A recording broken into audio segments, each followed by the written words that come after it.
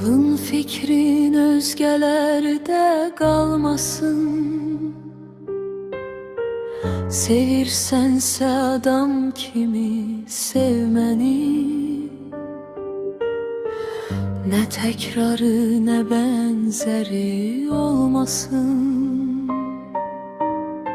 Sevirsənsə adam kimi sevməni,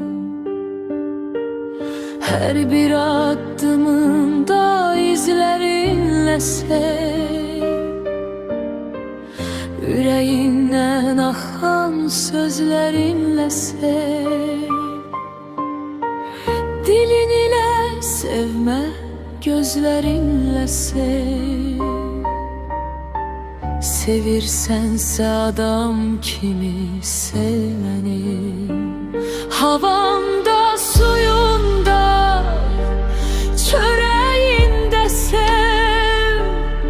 Xəbəri olmasın, fələğində sev.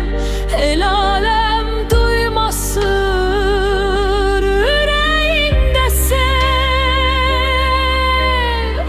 Sevirsənsə adam kimi sevməni.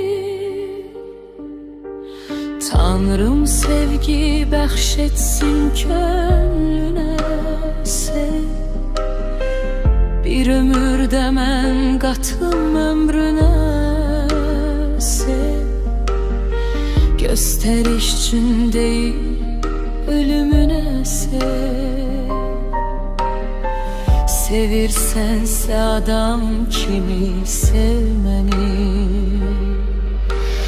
Bırakma yanından uzağa gedim. Belki de 100 kere, 1000 kere dedim. Deme darıxıram, darıq hissedim. Sevirsənsə adam kimi